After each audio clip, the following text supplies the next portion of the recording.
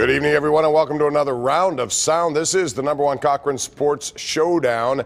We are live, and it's going to be lively. I'm Bob Pompeani. Boy, do we have a lot to talk about. You saw the end shot of Heinz Field. People getting out of there now after what they saw was something that never happened before in the history of the Steelers when playing at home with a 16-point lead. They lost. We'll get into that. We'll also talk about what's wrong with the Penguins and Pitt. How would you classify this season 7-6 after getting really dominated in the ACC championship game? Here's your panel, left to right on your television screen. We begin with Chris Mueller, celebrating Christmas a little early, the new father. Congratulations, by the way, Mr. Mueller. And nice to have you back on the program. In the middle, Josh Yohe from The Athletic, covering the Penguins, and Jason Mackey, who does a great job doing the same for the Pittsburgh Post-Gazette. All right, we'll get into all that stuff a little later, but the #1 topic here tonight on the #1 Cochran Sports Showdown will be how the Steelers had a 23-7 halftime lead over the Los Angeles Chargers, only to see it evaporate, and 26-7 outscored in the second half, tied the game, only to watch their defense give up yardage that led to 3 tries for the game-winning field goal. Chris, I want to start with you on this. There's a lot of different areas you can point to here, but biggest reason why this thing turned from a 16-point lead to a 3-point loss? I guess I have to go with, I want to sound like sort of a cheap fan here a little bit and say officials who missed a false start on LA's first touchdown, who didn't miss anything, but who probably helped them with more calls. But you know what I'll go with? I'll go with the Steelers offense bogging down as #1. They only get 7 points in the second half. And then I'll say Danny Smith's crack special teams unit giving up a 77-yard or 73-yard punt return touchdown as being the biggest reasons. You know, you hear people say that special teams is an important third of the game. Well, games like tonight are why, because that turned this game in a huge way, and it felt like a kind of a crushing blow by L.A. So I'll cite the special teams and the Steelers offense going mostly nowhere in that second half. Well, there's a lot of blame to go around in this one, Chris, no doubt about it. It's a team loss if ever there has been one. And the defense didn't exactly assert itself in the second half after a pretty good first half, but I have to look at the special teams. A punt return for a touchdown, a missed extra point, 2 penalties on returns that crippled the Steelers in field position. A couple of other bad mistakes. Jalen Samuels, after they actually blocked a punt, touched the ball, and it very easily could have gone back to L.A. Shades of Leon Lett. Yeah, it really did. It became a live ball. So, I mean, that's off the top of my head, 5 or 6 crucial mistakes by the special teams unit. When 2 of the best teams in the league, or 2 of the most talented teams anyway, are going at it, you can't make that many mistakes. I'll talk about the defense, guys. I don't disagree with anything that you said. Chris, I really agree with the officiating thing. We're here in the studio thing. Of course they call the thing on Joe Hayden at the end. It's not like a makeup call or something like that. But for me, the defense really let the Steelers down. They were still in it. A chance third down to actually force the Chargers out of field goal range. They weren't able to do it. Keenan Allen was just continually put in advantageous situations. The Steelers are trying to cover him with a linebacker. It's not even close to happening.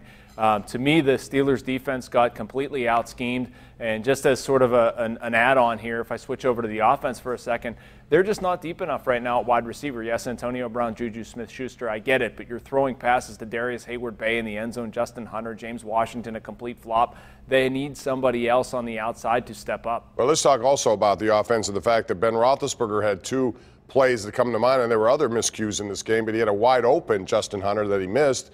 Those are points.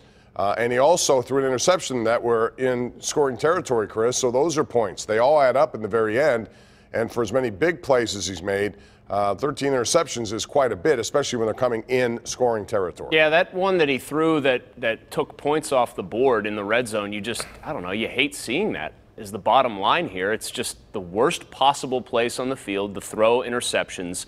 You know, when he came out of the chute, hitting Antonio Brown with a gorgeous deep ball and really having success with everything, it was probably tempting to say, hey, everybody likes each other again. Everybody's happy again. But once again, we saw as the game progressed and Roethlisberger, the rush got a little bit closer, even though he was well protected for the overwhelming majority of the first half, he just started making some terrible throws. The Hunter missed throw was so bad it got Justin Hunter hurt diving for the ball. Then he got Switzer hurt. Jason, you want to talk about being thin at wide receiver? Maybe it would be better if the quarterback wasn't throwing guys into injuries half the time. Yeah, and the startling thing to me, guys, is how good the Steelers looked in the first half. This looked like, at the end of the first quarter, I thought they were going to win this game by 2 or 3 touchdowns. That was an utterly dominant performance. The Chargers made some adjustments, and the Steelers really just fell apart. I thought it was a very unprofessional performance from the Steelers in the second half, really in every single facet. And I know the Chargers are a good team, but to blow a lead like that at home in the fashion in which they did it, that's not the way you want to lose a game in December. Well, you know what? You think about that touchdown, Josh, just to build off that adjustments thing, because obviously Anthony Lynn, the Chargers made all the adjustments they needed to. Wiz made all the adjustments he needed to because they were getting Keenan Allen in just unbelievably favorable matchups. That's what real adjustments are.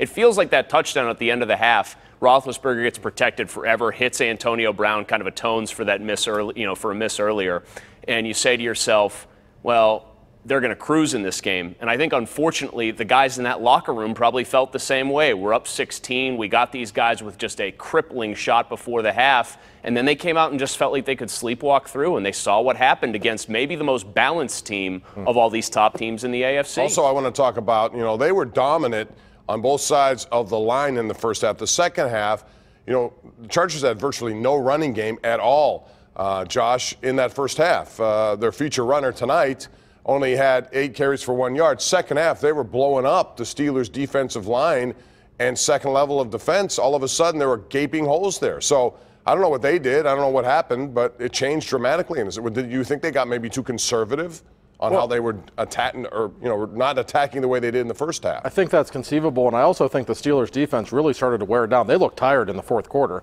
and they were on the field a ton in the second half, and frankly, that's on them. They could not get off the field on a number of third downs on the long Charger scoring drive that got them back into the game in the third quarter. There were a couple of third and longs. You get off the field there, it's probably a completely different game, but to the Chargers' credit, they played really, I thought, a flawless second half, and they wore the Steelers' defense down.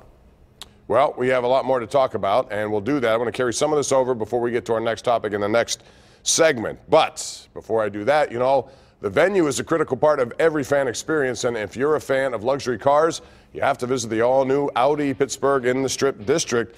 I did, and I was blown away by this 4-story world-class showroom, and the Audi vehicles inside are equally impressive. Stop by now for special grand opening offers. It's only at the new Audi Pittsburgh from #1 Cochran and their sister store, Audi Washington. We'll look ahead at the Steelers and also talk about Pitt and the Penguins. All yet to come right here on the #1 Cochran Sports Showdown. The #1 Cochran Sports Showdown is brought to you by #1 Cochran. Go one better. And by Highmark Blue Cross Blue Shield. Have a greater hand in your health.